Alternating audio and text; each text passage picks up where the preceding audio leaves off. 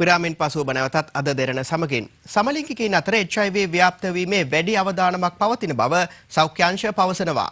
ලිංගාශ්‍රිත රෝග හා HIV AIDS මර්ධන ව්‍යාපාරයේ අධ්‍යක්ෂ වෛද්‍ය සිසිර ලියනගේ මහතා සඳහන් කළේ මේ වසරේ වාර්තා වී ඇති HIV රෝගීන්ගෙන් වැඩි දෙනෙකු සමලිංගිකයින් බවයි. මේ වසරේ ගත වූ පළමු මාස 3 තුල ශ්‍රී ලංකාවෙන් HIV ආසාදිතයන් 70 දෙනෙකු හඳුනාගෙන තිබෙනවා. ඉන් 70%කට වැඩි පිරිසක් පිරිමි පුද්ගලයන් වන බවයි වෛද්‍ය සිසිර ලියනගේ මහතා සඳහන් කළේ. ඔවුන්ගෙන් වැඩි දෙනෙකුට HIV ආසාදනය වී ඇත්තේ සමලිංගිකයින්ගෙන් බව අනාවරණ වී තිබෙනවා. ඉන් බහුතරයක් වයස අවුරුදු 25ත් 49ත් අතර පුද්ගලයන් බවයි වාර්තා වන්නේ.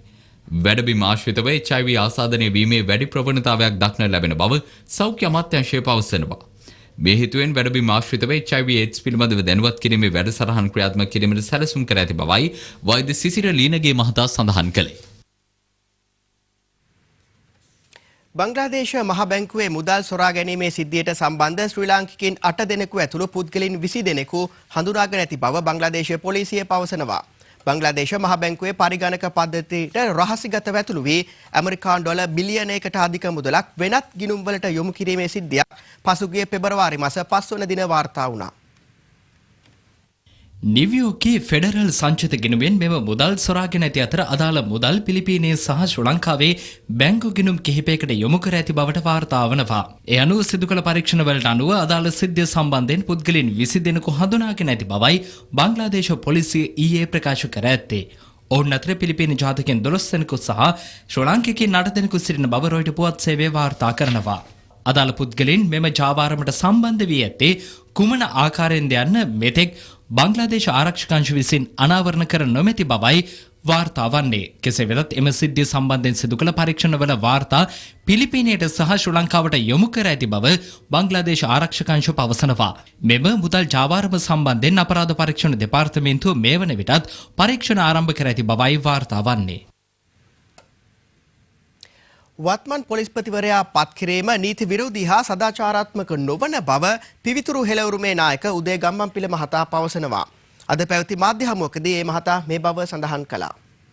පොලිස්පති ධූරය සඳහා ව්‍යවස්ථාදායක සභාව විසින් ජ්‍යෙෂ්ඨ නියෝජ්‍ය පොලිස්පති පූජිත ජයසුන්දර මැතිතුමාව තෝරා ගැනීම එක පැත්තකින් නීති විරෝධී අනිත් පැත්තෙන් සදාචාර විරෝධී. සමාල්ක ඇඟ සුරතල් මූණ කචල් වගේ දේවල් බලලා නීතිපති පොලිස්පති වගේ වැදගත් අන්තුරු තෝරන්න බෑ. මාත් එක්ක උදේට good morning sir කියනවාද මම නියෝගයක් දුන්නම සූචකීකර ගෝලෙක් වගේ ඉටු කරනවාද මේවා නිර්ණායක කරගෙන නීතිපති පොලිස්පති තෝරන්න බෑ. අද ව්‍යවස්ථාදායක සභාව ජනතා පැතුම පමණක් නොව පාර්ලිමේන්තුවේ පැතුමත් බොඳ කරලා තියෙනවා. දැන් සදාචාර විරෝධී වන්නේ ඇයි?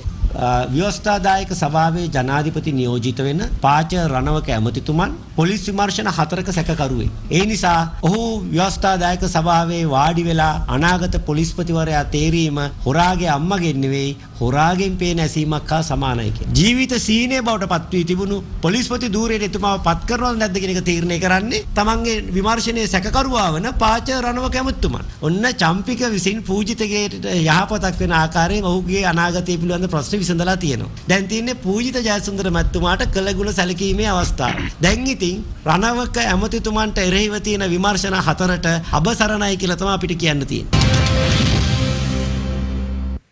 අද දෙරණ සිව් දෙස විශේෂාංගය දැන්.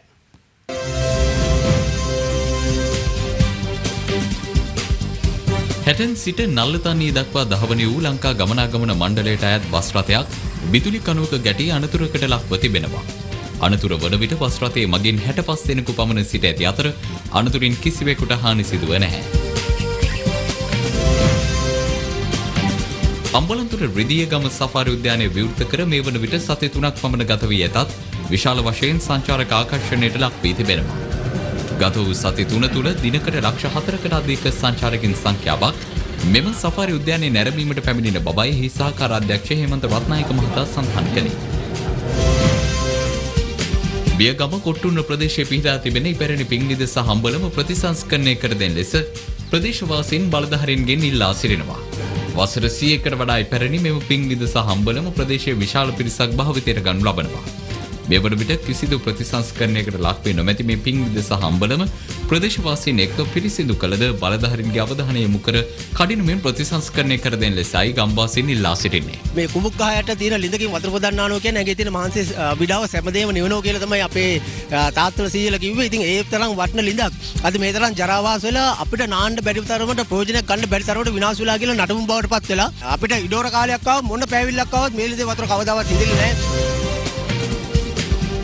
නැගෙනහිර පළාත් සෞඛ්‍ය අමාත්‍යාංශ විසින් අම්පාර නියෝජ්‍ය සෞඛ්‍ය අධ්‍යක්ෂ කාර්යාලයට වෑන් රථයක් සහ නවීන පන්නේ ඖෂධ ප්‍රවාහන ලොරි රථයක් ලබා දීම නැගෙනහිර පළාත් සෞඛ්‍ය අමාත්‍ය මොහොමඩ් නෂීද් මහතාගේ ප්‍රධානත්වයෙන් සිදු කෙරුණා. මෙම වෑන් රථයේ සහ ලොරි රථයේ වටිනාකම රුපියල් මිලියන 14ක්. ඇල්ල නවලගම් ප්‍රදේශයේ දියනෑමට ගිය පුද්ගලයෙකු දියේ ගිලී මිය ගොස් තිබෙනවා. මියගිය පුද්ගලයා තවත් පිරිසක් සමග දියනෑමට ගොස් ඇති අතර ඔවුන් එම අවස්ථාවේ බීමත්ව සිට ඇති බවයි වාර්තා වන්නේ.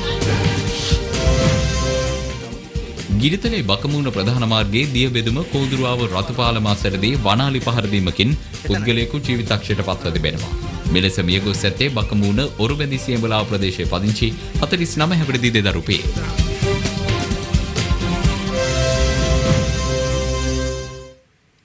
මහරගම පිළිකා රෝහල වෙනුවෙන් අත්‍යවශ්‍ය වී ඇති පෙට් ස්කෑන් යන්ත්‍රය මිලදී ගැනීම සඳහා මේ වන විට රුපියල් කෝටියක මුදලක් පරිත්‍යාග ලෙස ලැබී තිබෙනවා. ඔබටද මේ මහග්ගු සත්කාරයට දායක වීමට තව දුරටත් ඉඩ විවරව පවතිනවා. මහරගම පිළිකා රෝහලට ඇතුළත් කරන රෝගීන් සඳහා ප්‍රතිකාර කිරීමට අත්‍යවශ්‍ය පෙට් ස්කෑන් යන්ත්‍රයක් නොමැතිවීම සම්බන්ධව අද දෙරණ පසුගියදා රටට කරුණු අනාවරණ කළා. එහි ප්‍රතිඵලයක් ලෙස ජනතා සහයෙන් නිම යන්ත්‍රයක් මිලදී ගැනීමට වැඩසටහනක් ආරම්භ කෙරුණු අතර මනුසත් දෙරණද ඒ සමග අත්වැල් බැඳ ගත්තා. එහි ප්‍රතිඵලයක් ලෙස අද දිනේ වන විට කෝටියක මුදලක් ඒ වෙනුවෙන් මහරගම පිළිකා ආයතනය යන නමින් විවෘත කර ඇති ගිණුමට බැරවී තිබෙනවා. පසුගිය දින කිහිපය තුළ අපිට රුපියල් කෝටියකට ආසන්න තැන්පත් මුදල් ප්‍රමාණයක් ඔබ සමගින් ලැබිලා තිබෙනවා. ඒ සඳහා මනුෂ්‍ය දෙරණ ඇතුළු ඔබ සෑම දෙනාටම පළමුව ස්තුතිය පුද කරන්න ඕනේ. විශේෂ කාරණය තමයි සෑම විනාඩි 3කට වතාවක් මුදල් තැන්පත් කිරීමක් සිදු වෙනවා. මෙතනදී මම මතක් කරන්න ඕනේ රුපියල් ලක්ෂය දුන්න දානපතිය වගේම ඔබගෙන් ලැබෙන රුපියල් 100 සුළු මුදලත් අපිට වටිනවා. මෙරට දහස් සංඛ්‍යාත පිළිකා රෝගීන් සුවපත් කිරීමේ කාර්යයට මහරගම පිළිකා ආයතනයේ නමින් විවෘත කර ඇති ලංකා බැංකුවේ මහරගම ශාඛාවේ 71යි 27යි 50යි 69 දරන ගිණුමට පරිත්‍යාගශීලී ඔබගේ දායකත්වය තව දුරටත් ලබා දිය හැකියි.